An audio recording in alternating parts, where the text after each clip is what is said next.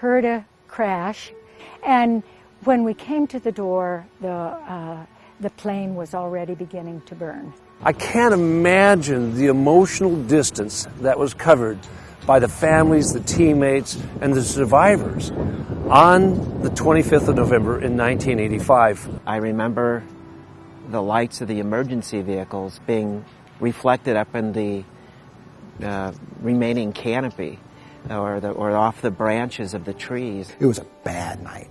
You know, it was one of those wet, icy nights. If there's a lesson to be learned from a short life, it's that treasure the moments you have with your loved ones. I remember just sitting down, waiting downstairs for some news. And at the time, Cheryl was dating a guy who lived across the street in the teak house, and he came over, and he thought that I knew what was going on. I think he was coming over to talk to me about it, and he starts talking to me, and he's upset. I'm like, I don't know what you're talking about.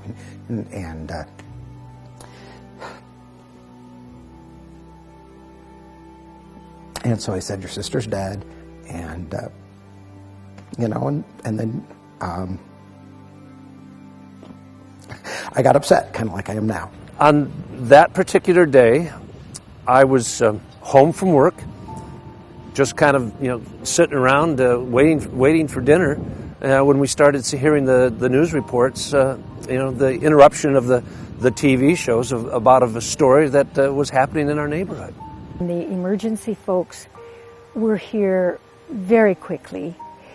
We, because of the fire, could not really see any detail about the plane, but when the fire was out, the plane had actually flipped. So the door was against the tree, which means, you know, should anyone have tried to get out, they could not have gotten out. 30 years. Seems like yesterday, seems like a million years ago. All at once, just like there's so many important things in life. I went back to my house and hung out for a little bit and waited to find out what was going on. I couldn't get a hold of my parents. They were, again, back before there were cell phones. They were driving back from Milwaukee. We drove back in solid ice roads. Almost all the way. And there was talk as to whether or not they were going to fly out, but they evidently decided to do so. Then they flew into Des Moines because they couldn't fly in Ames because of the weather.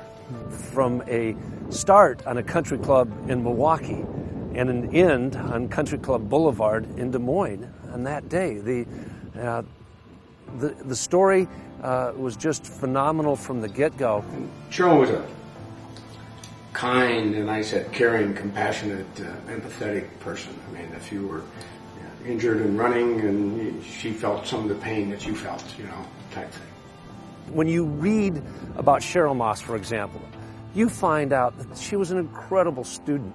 She was an incredible member of her community, and she was an incredible runner. So it is the running community, but anybody that learns about Cheryl, Stephanie, I'll take Stephanie as well. She was ready to go off to medical school. Just, you know, kind of the all-American Iowa girl, as was Cheryl, who was one of the runners. So many aspects of these young ladies that went beyond running. You know, so running is one aspect of it, but it's just part of an incredible whole. You try to keep busy. You keep busy. Weekends aren't as much fun. You know, downtimes aren't as much fun. Yeah. So you keep busy and you do things. And you do things with, like I say, with other people. You enjoy the time with them. As tragic as that event was, there is a cause to celebrate too, because I think when you look at that event, you start to reflect on your own life. You know, I have 2 young kids, wonderful wife. I've been blessed with a great life over these last 30 years, and it helps me take those moments and cherish them much more so, not take it quite so for granted. I'm just very pleased that there is a possibility of a memorial here at the site. I think that's very appropriate.